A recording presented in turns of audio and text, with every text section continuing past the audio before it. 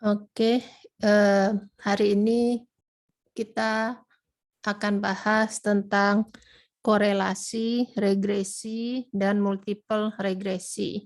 Ya, datanya diambil dari JASP versi 16.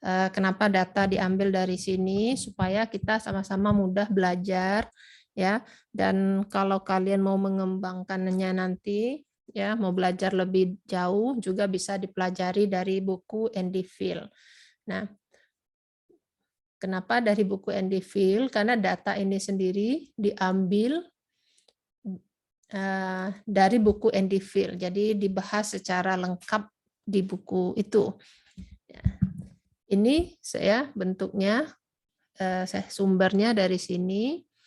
Ini datanya ada 4 variabel, yaitu yang pertama variabel iklan, yang kedua penjualan, yang ketiga airplay ini pemutarannya di radio, atraktif ini tingkat atraktifnya pemusiknya atau pemain bandnya. Ini tingkat atraktif diberi skor dari 1 sampai 10. Nah, untuk melihat datanya, presentasi ini saya bagi 2. Yang pertama kita lihat dari PPT kita yang sudah saya coba capture-kan. Yang kedua, ini akan ditayangkan juga langsung dari software JASP-nya sendiri. Ya, jadi sebentar saya coba. Saya coba buka JASP. Aduh, sorry, ini udah terbuka. Saya tutup dulu ya, supaya kita sama-sama belajar. Saya ambil JASP. Ini saya pakai yang versi 16, ya. Ini versi yang terbaru saat ini. Saya sengaja buka dari sini, ya, dari awal supaya sama-sama kita belajar. Jadi pertama kita klik ini open, open datanya. Nah, data, lalu saya klik data library, kemudian saya pilih regresi. Jadi di sini ada banyak kumpulan data yang bisa kita pakai untuk latihan. Saya hanya mengambil salah satunya saja. Regresi, ya, yang keempat regresi. Ini dia. Ini yang saya capture tadi. Ya, saya klik.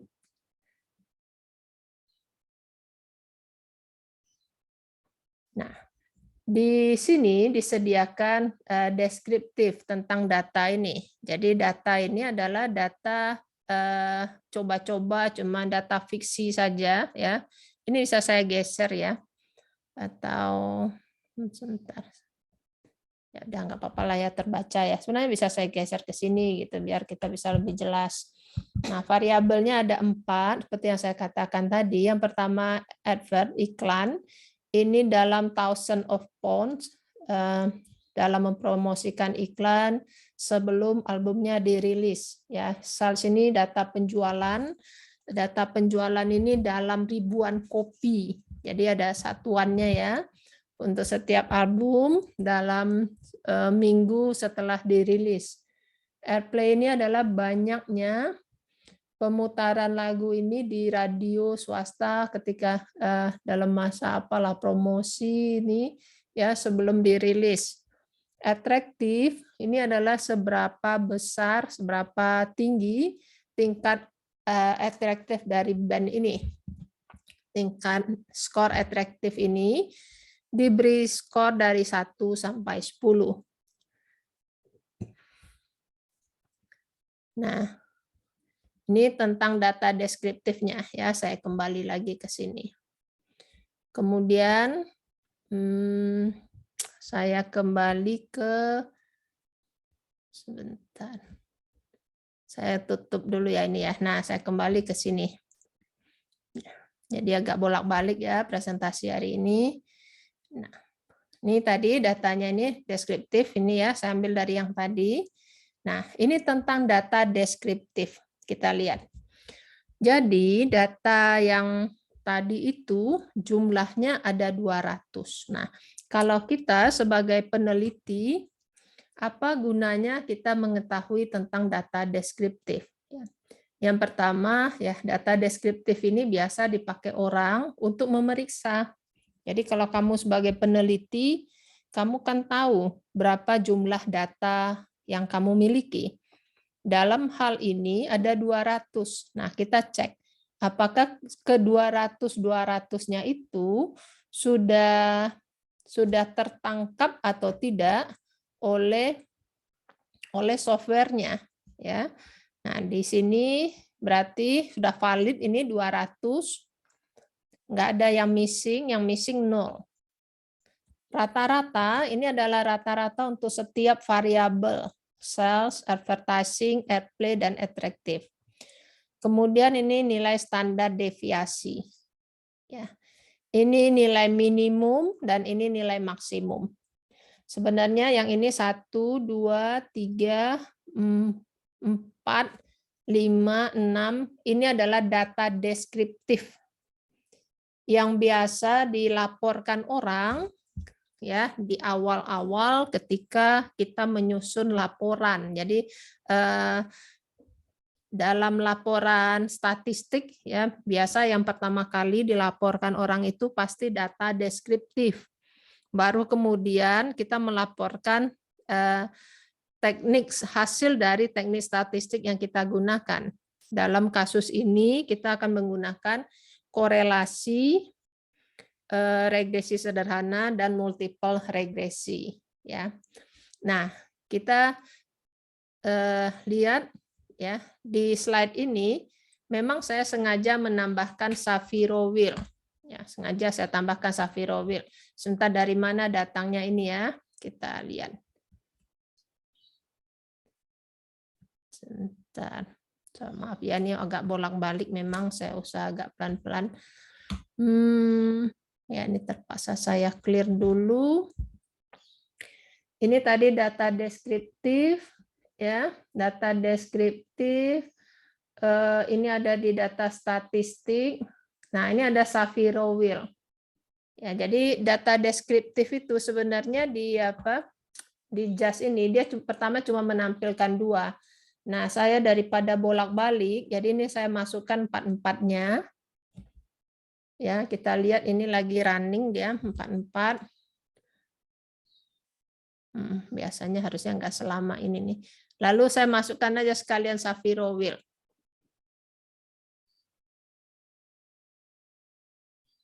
Semoga nggak error ya. Kita tunggu sebentar. Biasanya cepat.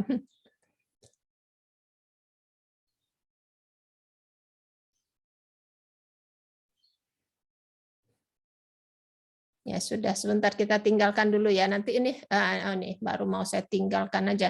Jadi ini muncul, ini yang saya capture di PPT tadi. Ya, jadi sekarang saya balik ke PPT nih, ya. Ini hasil capture tadi ya.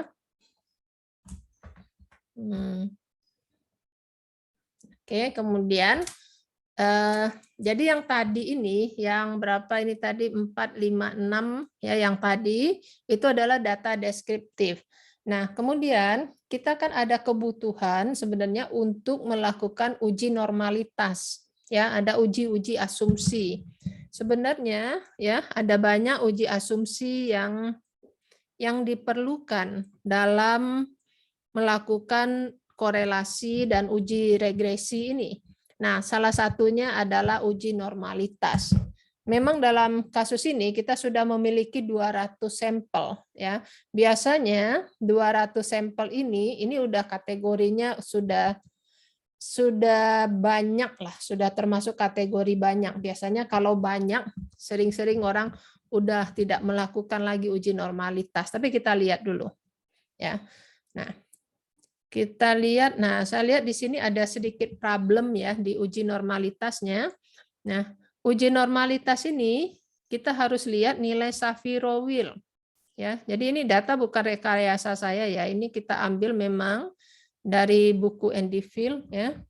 Jadi dia akan berdistribusi normal apabila nilai P p-value dari Sapiro-Wheel ini, ya, jadi nilai p-value dari Sapiro-Wheel ini lebih besar dari 5%.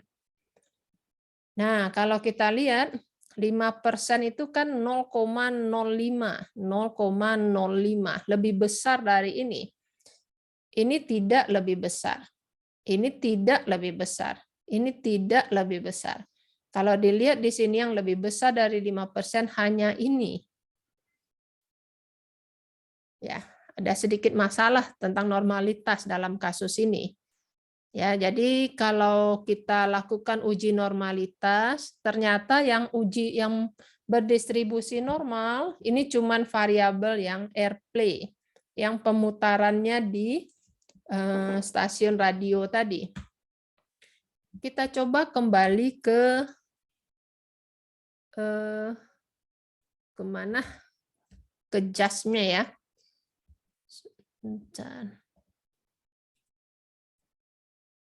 Saya kembali ke JAS-nya, saya clear dulu. Nah, ini. Ya, ini hasilnya memang seperti ini tadi, saya copy aja apa adanya.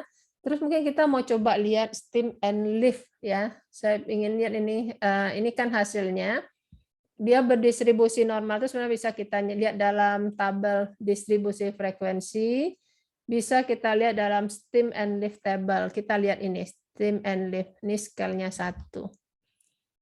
Yang ini tidak saya capture ya. Saya cuma ingin lihat aja. Ini yang pertama data cells ya. Kalau kita lihat ini berdistribusi normal atau tidak ya memang kalau menurut hasil hitungannya Sapiro-Wheel tidak normal. Tapi ya sebenarnya agak lumayan sih data ini ya. Ini cuma yang ketinggian ya. Harusnya tengah-tengahnya sekitar 18 ini. Memang ada sedikit masalah di tengah-tengah ini ya. Sehingga dia tidak berdistribusi normal.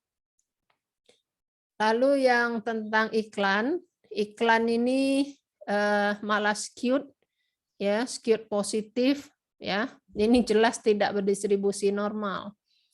Kemudian yang airplay ini berdistribusi normal. Ya, kita lihat. Jadi dalam kasus deskriptif, dalam kasus steam and lift diagram ini, tables ya, kita hanya mengadjust ya, jadi kita tidak menghitung. Jadi kita lihat gambar tuh kita adjust dia. Kita lihat kita sendiri yang putuskan dia berdistribusi normal atau tidak. Lalu yang atraktif ini juga jelas tidak, ini skewed. Ya, hasil inilah yang ditunjang tadi dengan dengan Sapiro-Wheel ya. Jadi kalau kita lihat, ya kalau kita sebagai peneliti sebenarnya yang cells ini agak lumayan sebenarnya, nggak terlalu jelek-jelek amat gitu hasilnya. Dari hasil sini kita juga lihat ini 0,03 ya, batasnya 5%, dia 0,03, agak lumayan sih dia. Airplay ini yang jelas-jelas berdistribusi normal ya. Tetapi kita akan tetap merunning data ini walaupun dia tidak berdistribusi normal. Kenapa? Karena memang di ilmu statistik sendiri ya belum ada satu teknik yang mampu atau yang ada gitu yang sudah tersedia untuk melakukan multiple regresi untuk data yang tidak berdistribusi normal. Ya. Jadi, maksudnya begini. Dalam analisis korelasi dan regresi, sebenarnya yang paling penting di situ asumsinya adalah tidak boleh ada outlier. Itu yang paling penting. Ya, tidak boleh ada outlier. Lalu tentang korelasi antar variabel. Ya. Tentang uji normalitas ini memang penting, ya. Tapi karena memang tidak ada teknik statistik ya saat ini, belum ada teknik statistik yang dapat kita pakai untuk data yang tidak berdistribusi normal. Jadi mau tidak mau saya harus melanjutkan analisisnya. Tapi tentu saja kalau ini menjadi penelitian kita, ini menjadi bagian dari kelemahan ya yang harus kita laporkan bahwa ternyata datanya tidak berdistribusi normal. Variabelnya ada yang tidak berdistribusi normal. Berikutnya kita akan lihat tentang korelasi antar variabel. Korelasi antar variabel, ya, kalau di JASP ini tadi deskriptif, ini saya tutup dulu. Nih saya pilih nih korelasi, ya. Korelasi ini udah ada nih 4-4-nya. Ini yang saya capture, ya, korelasi antar variabel nih. Ini saya masukkan ke PPT. Ini dia, ya.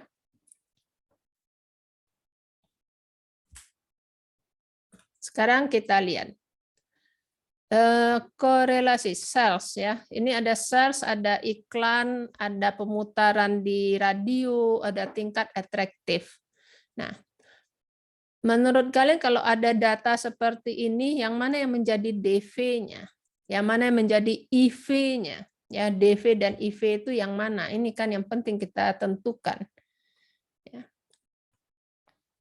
Tentulah ini yang menjadi DV-nya, penjualannya, ya. Penjualan itu ditentukan oleh iklan, ya. Iklan ini ya biaya iklan gitu.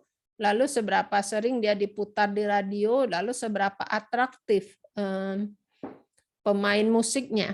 Ya, jadi ini IV-nya.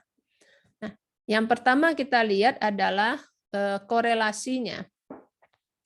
Korelasi antara ya ini sales dengan sales, ya tidak ada korelasi sebenarnya. Kalau mau dijawab juga ya pasti satu kan jawabnya, tapi ini bukan kebutuhan kita. Yang kita lihat mulai dari sini. Iklan dengan penjualan korelasinya 0,578. Artinya apa? Kalau kita memakai variabel iklan saja untuk menjelaskan penjualan, ini besarnya adalah 0,578 kita kuadratkan. Saya nggak punya kalkulator, nggak ada di luar. Ya kalau saya hitung sebentar ya, saya coba hitung ini pakai HP, saya hitung ini 578 kita kuadratkan. Ini besarnya 33,4. Jadi ini R kuadratnya 33,4. Artinya sumbangan dari ya atau kontribusi iklan terhadap penjualan itu kontribusinya 33,4%. Ya, 33,4%. Lalu di sini dan ini signifikan ya, p-value-nya kurang dari 5%, dia signifikan. Malah signifikan di 1%. Ini semuanya kebetulan dia one tail, ya artinya ya jelas lah ya secara logika kalau kita mau melakukan penjualan lalu ada iklan, ada kita hitung banyak pemutaran di radio, ada tingkat atraktif, ya pasti inilah one tail. Artinya kita yakin bahwa ada arahnya, bahwa si advertising tadi iklan, pemutaran di radio dan tingkat atraktif ini mampu mendongkrak hasil penjualan. Ya. Kemudian ini korelasi penjualan dengan sales, ya juga positif dan signifikan, ya ini atraktif. Kalau kita lihat memang yang paling tinggi itu yang ini ya, yang airplay ya, yang pemutaran di radio. Oke. Lalu kita lihat yang ini apa? Ini adalah korelasi antara ya pemutaran di radio dengan iklan. Ya, jadi ini yang kita lihatnya ke sini ya, nih dengan iklan. Berarti ini korelasi antar IV. Kita lihat korelasinya rendah, 0,102. Demikian juga atraktif dengan iklan, ya antar IV-nya ini kecil juga 0,081, tidak signifikan juga. Atraktif dengan airplay 0,182. Jadi korelasi antar IV-nya ini, ya, antar IV-nya dia korelasinya kecil, atau kalau dalam bahasanya buku Grafeter, dia mengharapkan bahwa antar IV ini tidak berkorelasi, secara teori begitu. Tetapi berkali-kali saya katakan bahwa tidak mungkin atau sulit sekali kita mencari di dunia ini hal yang tidak berkorelasi, tidak berhubungan, atau hubungannya nol. Yang ada adalah korelasinya kecil. Ya, saya kira ini data sudah cukup baik sebenarnya. Ya, antar IV-nya tidak berkorelasi. Jadi kalau kalian ingat kemarin teorinya, ya, di teori dikatakan bahwa jadi dalam kasus ini kan DV-nya cells. Jadi DV sama dengan ada A gitu ya. Variabel 1 tambah B, variabel 2. Sini variabelnya ada 3 ya. Tambah error. Errornya sering nggak ditulis, nggak apa-apa. Nah, saya ulang sedikit teorinya, bahwa variabel IV, ya, ini IV maksudnya ya, IV, ini juga IV, ini IV. Antara DV dan IV ini berkorelasi, ya, ini berkorelasi, ini berkorelasi. Ini kita ditunjukkan dalam ini nih. Advertising dengan sales, airplay dengan sales, attractive dengan sales, berkorelasi. Lalu, ya, jadi ini yang korelasinya tinggi. Antar variabel IV ini tidak berkorelasi, korelasinya rendah. Aduh, nggak terbaca ya yang ini ya. Korelasinya rendah. Nih, korelasinya rendah yang ini. Nah, jadi kalau dia berkorelasi rendah ini ditunjukkan di sini nih. Ini korelasinya rendah. Ini rendah, ini rendah gitu. Jadi secara data secara dari hasil korelasi maka data ini cukup baik gitu. Ya. Saya menampilkan empat-empatnya, ya, ini seperti janji saya di awal bahwa dalam video kali ini saya akan menyajikan output untuk korelasi, ya, regresi sederhana dan multiple regresi. Jadi ini saya jelaskan korelasi sekalian kita nanti menuju ke multiple regresi. Oke.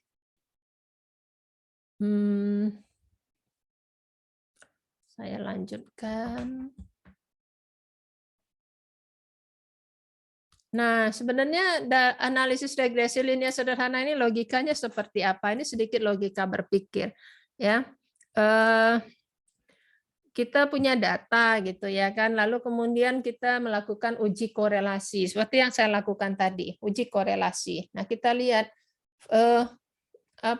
hubungan korelasi tadi itu sudah sesuai apa tidak? Maksud saya itu IV dengan DV-nya berkorelasi atau tidak? Ya. Kalau ini sudah berkorelasi, kita bisa melanjutkan uji berikutnya atau kita bisa melakukan teknik multiple regresi atau regresi linear sederhana. Tetapi kalau dia tidak berkorelasi ya kita tidak bisa lakukan. Nah, setelah korelasi itu terjadi, ya, kita bisa melakukan uji asumsi. Ya, uji asumsi baru kemudian kita melakukan korelasi. Ya, dalam kasus ini kita tidak melakukan transformasi ya. Jadi uji asumsi terus kita melakukan teknik regresinya langsung dan kita interpretasi hasilnya. Ya. Ini memang secara teori harusnya kita melakukan transformasi ya, tapi untuk S1 kita tidak lakukan. Nah, uji asumsi. Uji asumsinya apa? Ada beberapa uji asumsi. Yang normalitas dan outlier-nya sebenarnya sudah kita pelajari. Ya, yang normalitas tadi sudah saya singgung, sudah saya tunjukkan juga masalahnya. Yang outlier ya itu nanti bisa kalian lakukanlah sendiri ya. Saya tidak lakukan lagi di sini. Lalu ada lagi uji tentang independensi, ada independen atau autokorelasi, ya itu namanya ujinya Durbin-Watson. Nanti akan kita lakukan, akan saya beri contoh.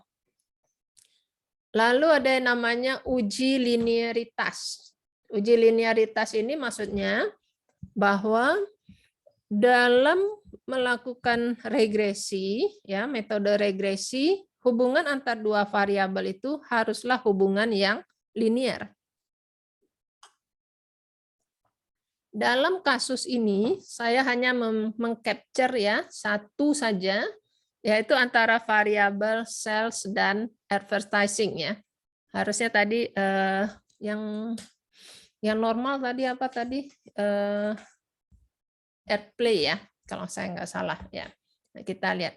Ini ada di regresi. Ini ada caranya di sini, pilih variabel lalu kita scatter plot. Kita lihat ya.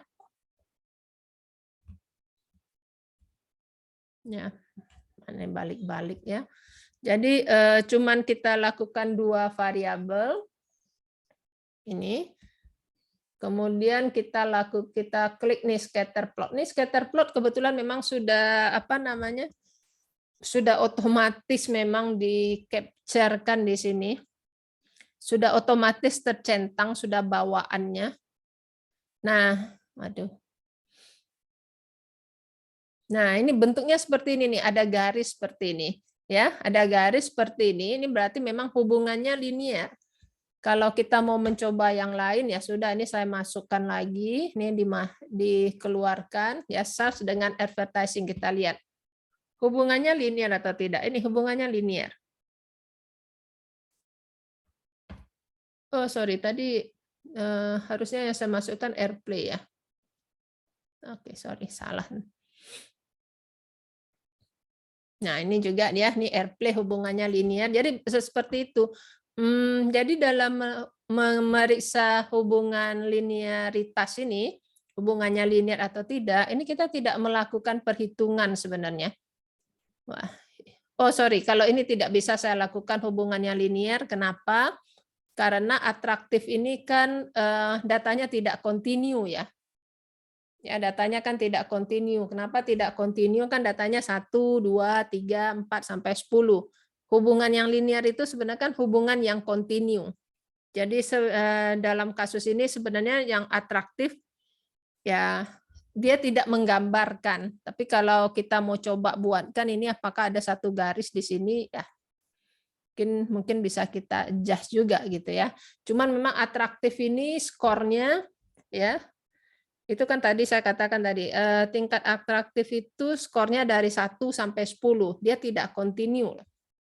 Ya, tidak kontinu, enggak datanya ini tidak kontinu. Oke. Sorry, saya kembali ke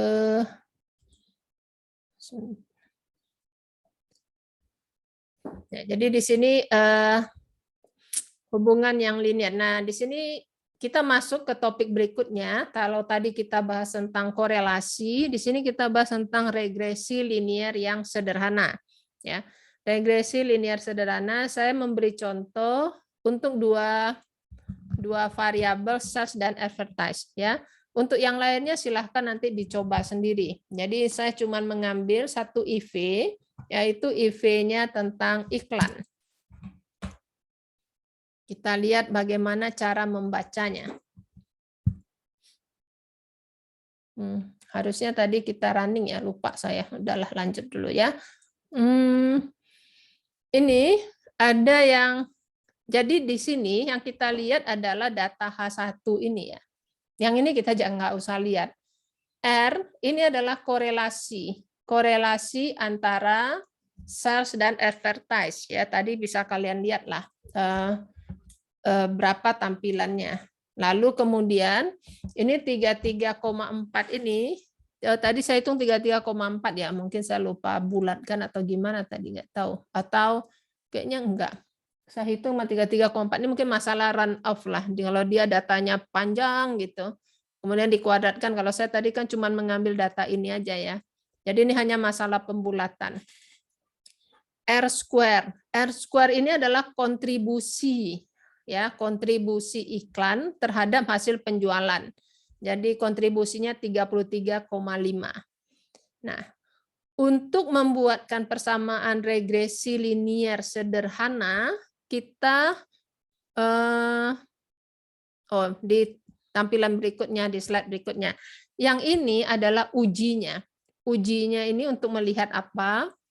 Untuk melihat apakah persamaan regresi linier sederhana yang kita pakai itu signifikan atau tidak. Artinya, apakah persamaan regresi linier sederhana yang kita buat itu bisa kita pakai untuk memprediksi atau tidak. Ya, ini adalah regresi, sum of square regresi, ini residual error, ini total, ya, DF-nya selalu 1 ya. Ini DF residualnya ini N-2 untuk regresi sederhana. Ini mean square ya, sum square bagi DF ya, ini F rasio kita bagi ini. Lalu ada P. Nah, seperti biasa, kalau ada output seperti ini, maka ada dua cara untuk memeriksa apakah model kita itu fit atau tidak. Yang pertama, kita lihat ini F, nilai F ini, ya. Kemudian kita bandingkan dengan F tabel. Apakah nilai F ini lebih besar daripada nilai F tabel? F tabel, DF-nya 1, ya, DF regresinya 1, DF errornya 198. Itu cara yang pertama. Cara yang kedua, kita pakai yang namanya p-value. Kalau p-value ini kurang dari 5%, berarti dia signifikan untuk alfa 5%.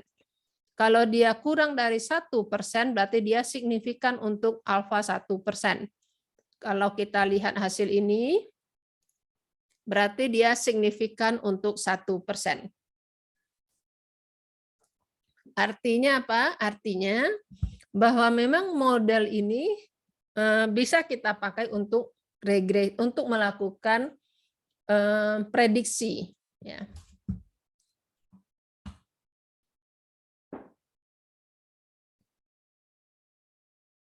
Berikutnya saya lanjutkan. Ini adalah modelnya, ya modelnya. Yang kita lihat yang ini ya, yang saya bulatkan ini ya. Yang ini kalian abaikan saja, nggak apa-apa. Yang lainnya. Nah, ini menunjukkan apa? Jadi ini kan iklan. Jadi saya bisa buat persamaan kayak gini ya. Ini penting yang ini yang saya buat. Sales itu sama dengan interpret, ini berarti nilai A-nya, berarti saya tulis saja. Kalau dia positif, tulis positif. Kalau dia negatif, kalian tulis negatif. Ya. Yang ini adalah koefisien. Jadi ditambah 0,096 kali biaya iklan. Nah, artinya apa? Artinya, ya di sini sudah dituliskan, artinya jika kamu tidak memberikan biaya iklan, artinya ini 0. Ya, artinya ini 0. Nah, ini 0 gitu. Kalau ini 0, ya berarti penjualan kamu ya segini. Artinya kalau kamu tidak memberikan iklan. Tapi kalau kamu memberikan iklan, kamu tingkatkan iklannya 1 unit, maka penjualan kamu akan bertambah 0,09 unit. Atau kalau kita gunakan unit yang benar, di sini dikatakan bahwa 0,096 ini adalah peningkatan penjualan ya dalam, kalau kamu menaikkan ini biaya budget iklan kamu 1.000 pounds ya, rata-rata penjualan kamu akan meningkat 96 ya 96 album ini kali 1.000 ya, kira-kira seperti itu.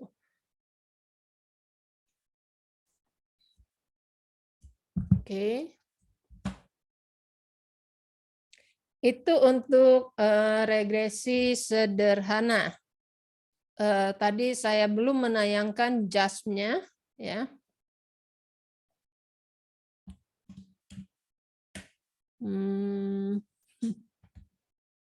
Saya keep saja. Ini saya geser dulu sebentar. Kita ambil. Kita mulai. Saya masuk ke sini ya, regresi linear. Nah, kalau saya masuk ke regresi linear sederhana, berarti di sini cuma ada satu variabel DV dan satu variabel IV. Nah, ini tadi nih. Ini yang saya capture, ini dan ini. Ya. Jadi simple ya, cara memakainya simple. Lalu kemudian sekarang ini kan untuk yang regresi linear sederhana.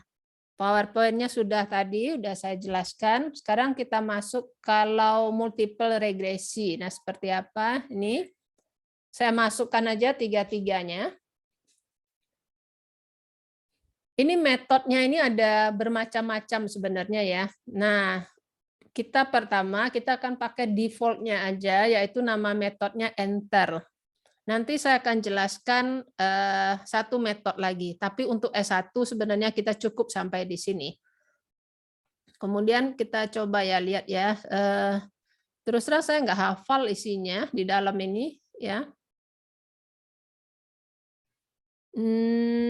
Nah ini nih yang penting nih, Durbin-Watson ini. Ya, ini saya klik. Oh, ini case diagnosis ini tadi yang saya jelaskan, yang saya tulis di depan PowerPoint-nya kalau kita mau memeriksa outlier ya. Saya kira saya nggak ngomong terlalu banyak lah ya, cukup Durbin-Watson aja. Nah, ini output-nya kalau nih variabelnya ada, dimulai dari sini ya.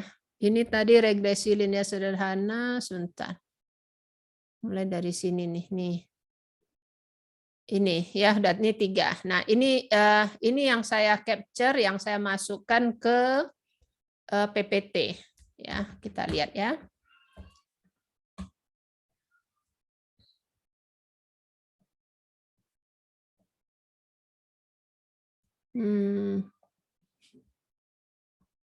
Oke, ini dia. Ini tadi yang regresi sederhana nih yang PPT ya. Nah, mana pennya? Oke. Kita lihat. Nah, di sini kita harus sedikit hati-hati nih memang nih. Multiple regresi. Sekarang DV-nya kan selalu 1. IV-nya ada 3.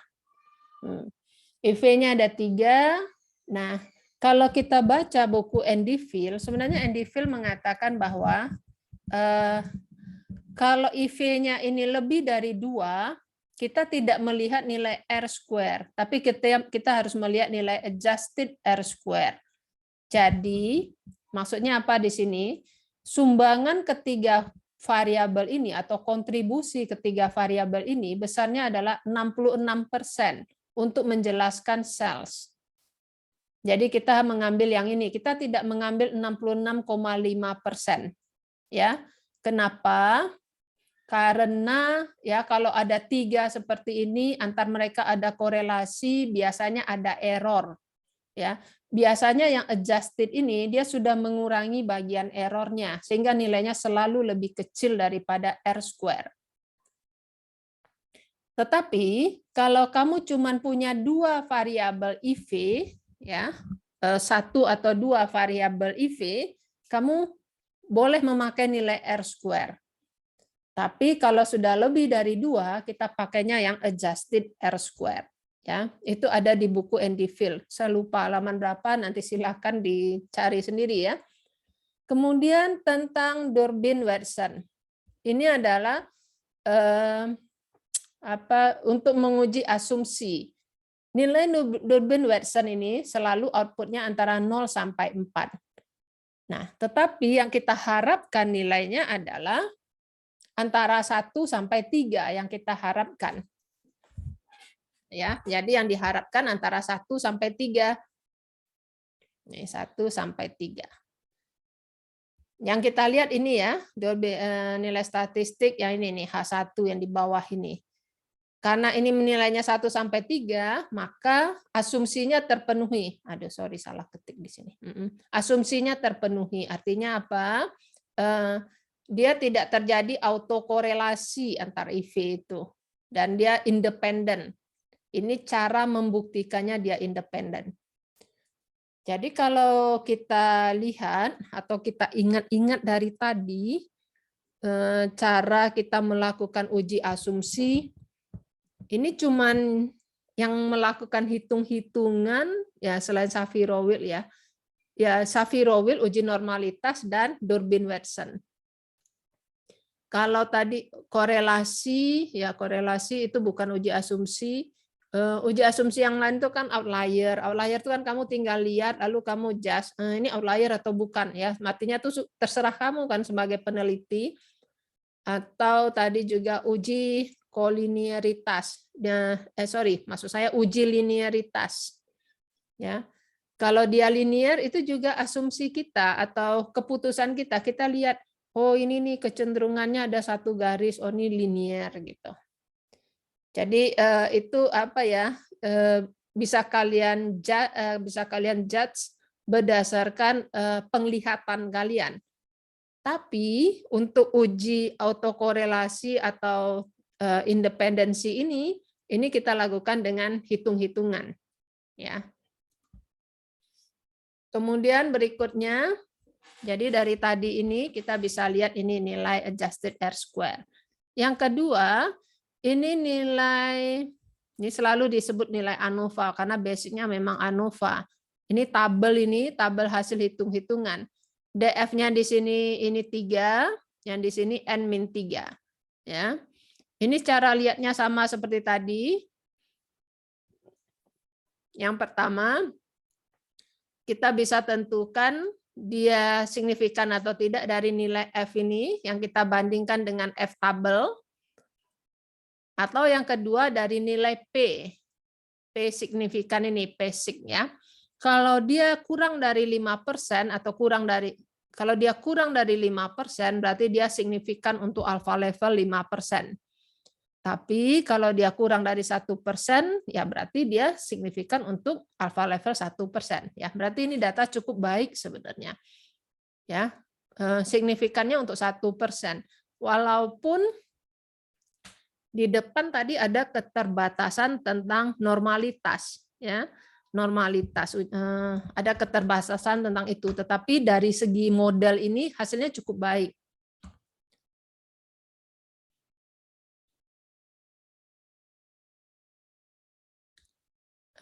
Saya lanjutkan.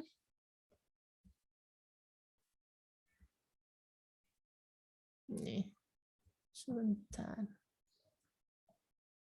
Ya udahlah, nih saya clear aja ya. Oke. Nah, saya lanjutkan di sini tentang hasilnya, hasil persamaan linear yang bisa kita buat multiple regresi. Ini intercept-nya negatif, min 26,61, jadi saya copy aja.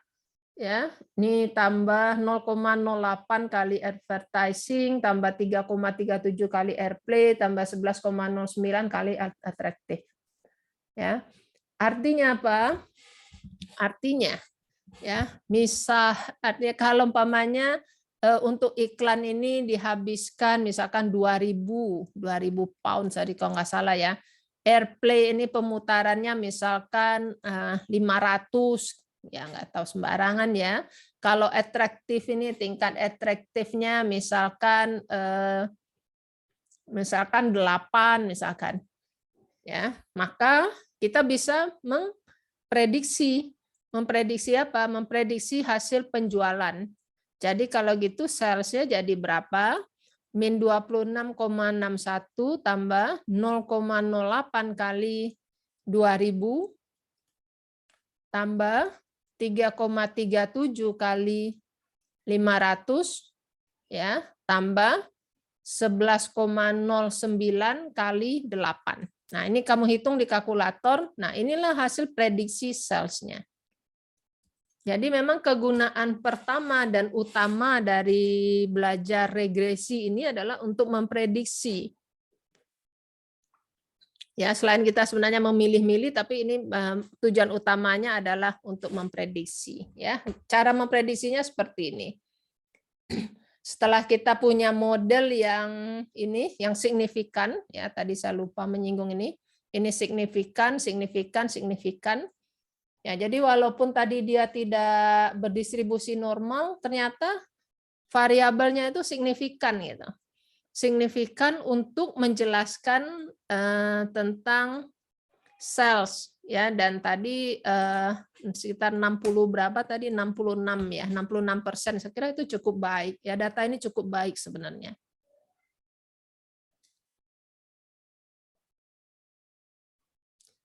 Nah, sebenarnya materi S1 itu sampai sini. Sampai sini sebentar.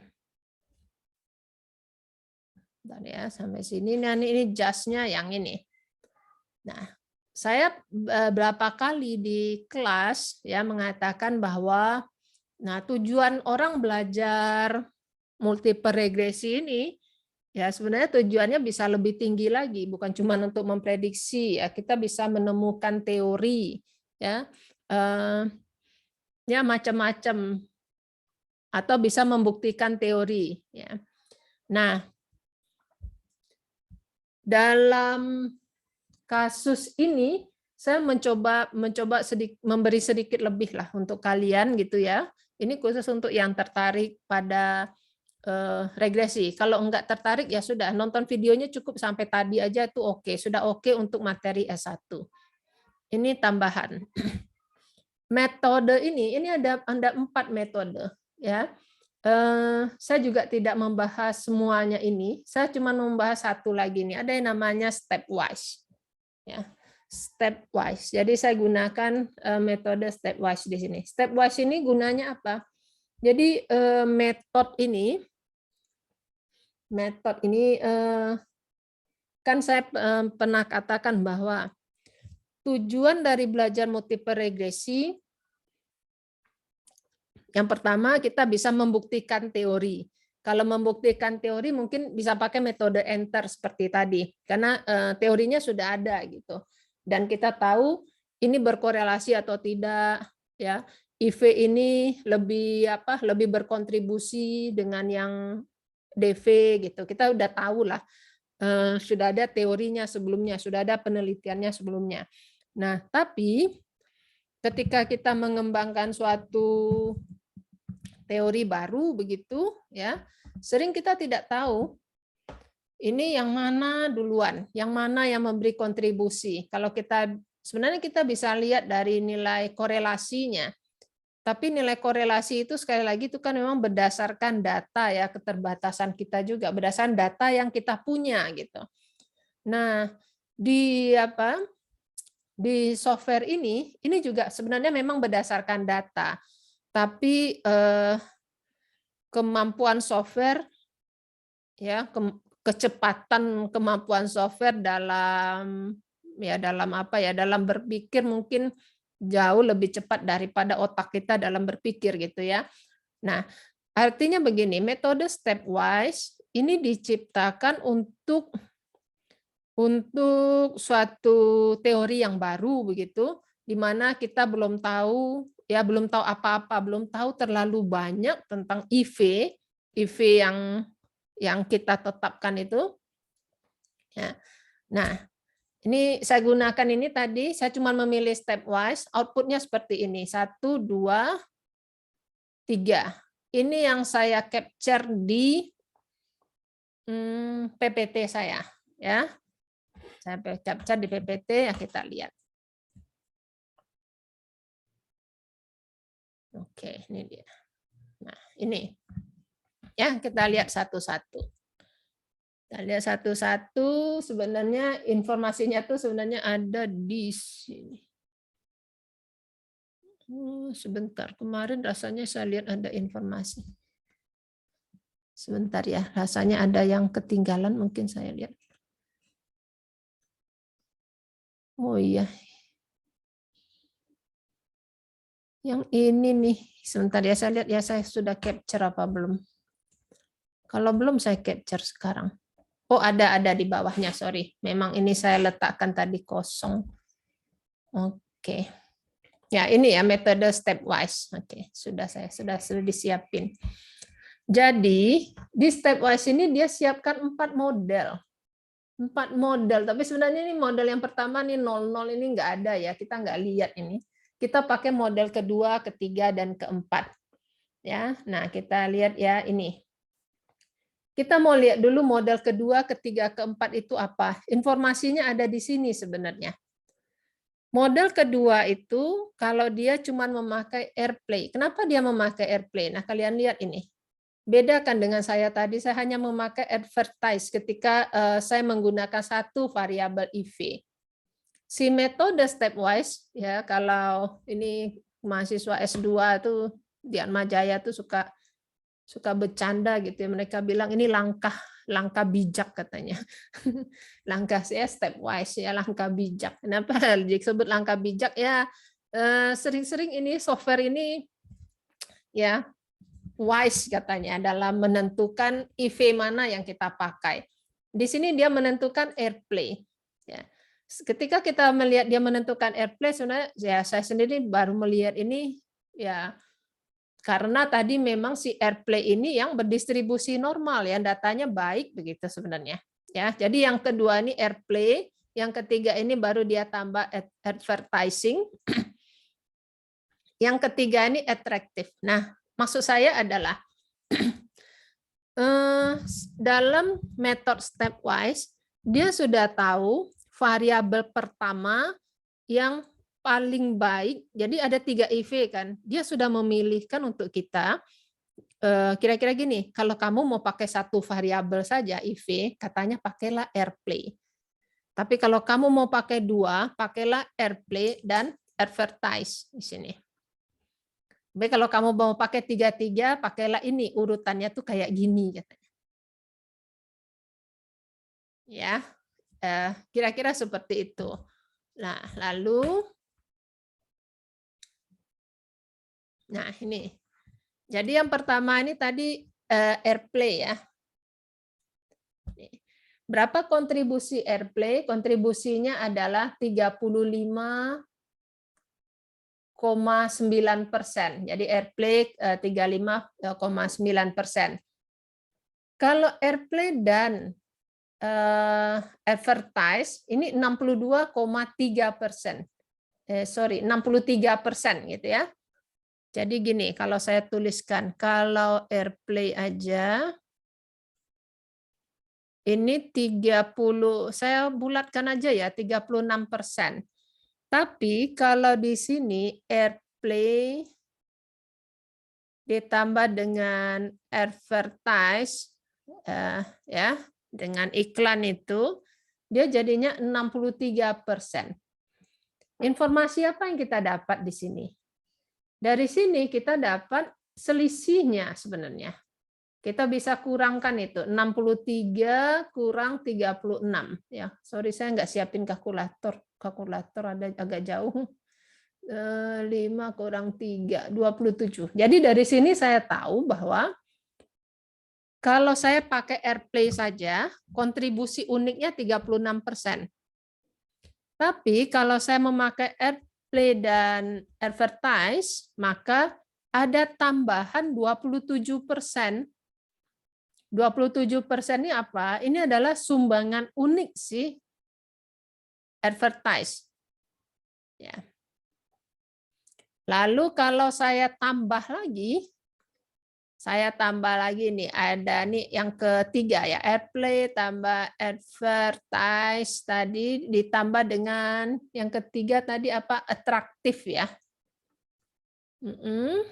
Ini jadinya 66,5% ya. Ini tadi saya bulat-bulatkan ke atas ya. Ini kalau saya bulatkan lagi nih, misalnya ini 67%, maka tingkat atraktif itu sebetulnya hanya memberikan sumbangan 4%, tambahannya tuh 4%. Ini yang bisa kita pelajari dari sini. Jadi tambahannya tuh sebenarnya cuma 4% si atraktif ini. Karena kalau 2 variabel tuh 63%. Kalau kamu pakai 3 variabel itu 67%, jadi tambahannya 4%. Nah, sampai di sini sebenarnya ini menjadi apa ya?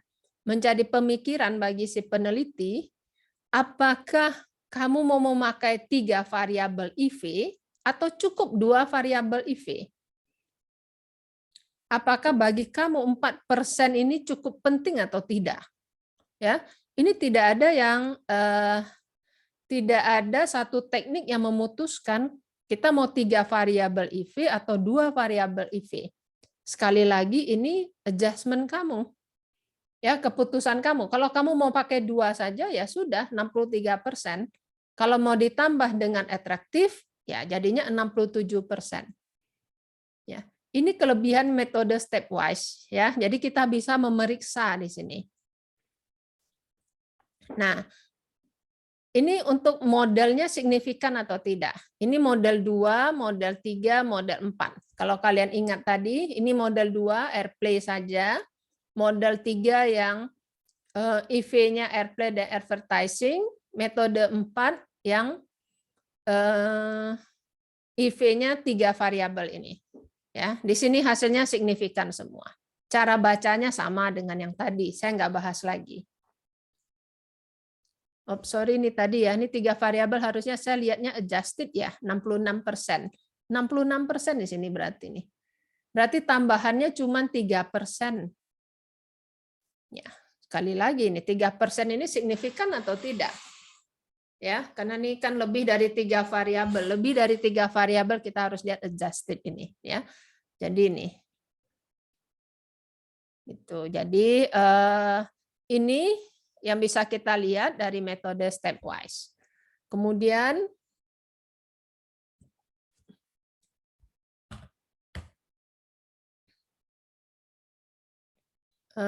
saya lanjutkan. Ini saya. Oke, ya. Nah, ini tadi ya yang ini. Nah, ini apa? Yang koefisien ini. Ini adalah persamaan yang bisa kita buat ya, persamaan yang kita buat. Ini tadi ini saya copy dari atas. Nah, persamaan yang bisa kita buat. Kalau kamu mau memakai, menurut kamu cukup pakai yang 3 ini, yang model yang ketiga, airplay dan advertise, ya sudah. Berarti kamu dalam penelitian kamu mengatakan bahwa sales itu sama dengan 41,124 ditambah dengan 3,589 airplay ya, ditambah dengan 0,087 kali advert. Itu. Kira-kira begitu. Jadi kalau kamu pakai 3 ya sudah, yang ketiga ya bentuknya kayak gini tadi. Persamaannya pakai yang ini. Kalau saya kira kalau saya ini rasanya saya pakai yang 2 saja, 2 variabel, karena variabel yang ketiga kontribusinya tidak terlalu besar gitu ya, 3%. Itu. Ya, ini tentang materi regresi. Sebenarnya ada banyak data yang bisa kita mainkan di sini. Ya, ada banyak data yang bisa kita mainkan di mana di JAS ini. Silahkan kalian explore lagi. Ini kalau kita open ya data library ini ada banyak data di dalam ini. Ya, silahkan bisa dicoba-coba.